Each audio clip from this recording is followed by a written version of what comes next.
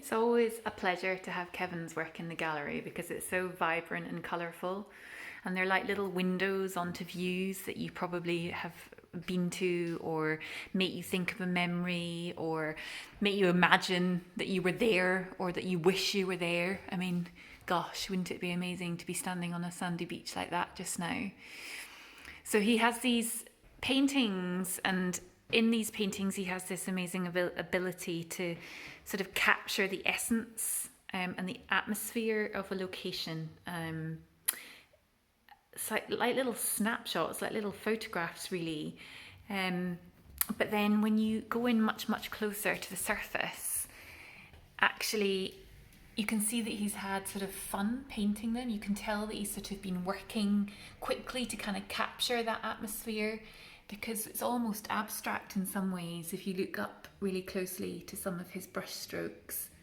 And you can see the texture there of paint. I mean, it looks a bit like a sort of paint palette that a painter's been working with for a long time, you know, built up layers of oil. He's used palette knives and brushes to sort of daub it onto his canvas panel. So you've got these kind of amazing abstract mass of oil marks, and then when you zoom out, he gives you this atmospheric view. This one here is the head of Loch Striven, which he's not painted before actually, but it's a view that I'm very familiar with. And when Kevin comes to the gallery, he'll come and he'll quite often spend quite a bit of time chatting to me. He'll bring a collection of work that usually relates to the season in which the images, the photographs that he works from were taken. But the last couple of times what I've done is I've given him a map of the area and circled some different views or areas that he might want to consider. Because I don't live in Tinnabrooch, I live in Collintrive, and so I have slightly different perspective on Argyll's Secret Coast from perhaps some of the people that come over and spend time in Tinnabrooch. There's little pockets that I know maybe a wee bit better.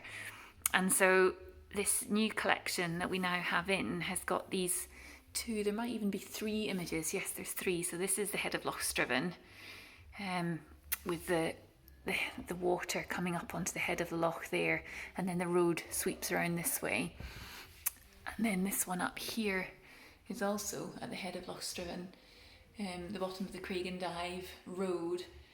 And he's not painted this view before, so that was really lovely for me when I was unpacking these works, to have that sort of moment of instantly recognising what I was looking at.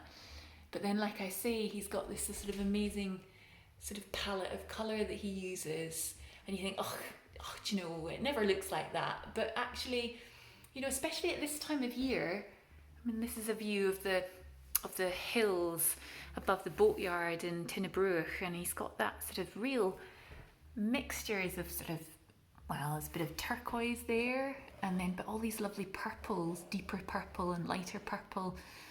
And actually at this time of year it does look like that, because the rhododendrons are starting to come out, maybe a bit of flag iris down here. So he has managed to get that real sort of sense of the hills turning purple, which they really, really do at this time of year. And another thing I've noticed with Kevin's work that's changed and developed over the last, well, certainly I've been here for 3 years and I've seen this develop, is the layering up of his texture in the foreground. So his compositions are quite clever. Again, here's me talking about composition again, but the way he's got diagonals, so it sort of sweeps in this side diagonally, and then you've got a diagonal line leading you across that way, and then you've got the diagonal top of the hill. So it's a kind of sweeping diagonal movements that lead your eye in and out of this painting, with this lovely curve of water here with the boats. So it works really well shape-wise. And then he's got these lovely lines here, sort of thin, delicate lines. Not sure how he does that. Is it sort of a thin line of paint that he's pulled over? I don't know.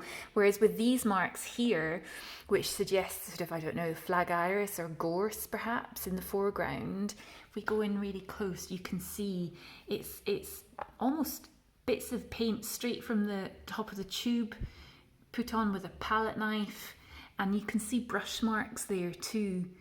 all to build up that kind of sense of, you know, when you're standing looking out at the water and it's a bit breezy and the gorse and the flowers are sort of gently moving in front of your eyes. And that's definitely something that he's developed over the last few years since I've known him, having work in the gallery. And I love the sky that is in this one as well. So again, compositionally, a range of diagonals that kind of move you across the piece, but quite a large section of this one's taken up with the sky, and the clouds are beautiful in that one. So, you know, that sort of real blustery kind of Argyle day where the sky is blue and the sun is out, but you've got these kind of scudding white clouds sort of shifting across the sky really quickly because of that blustery wind, and then how that light and blue sky and sun and clouds affect the colours on the hills and the colours on the water and the shadows that move quickly across the ground in front of you. It's quite a particular kind of day, that the sort of the weather that I'm describing. So there's a lot to look at in Kevin's work, but without doubt it's always a lovely colourful selection of work to have in the gallery, and it brings a great deal of joy and pleasure, especially after a sort of winter that's been grey and miserable, or, you know, when you're maybe just feeling like you need a bit of colour to boost your mood and lift your spirits.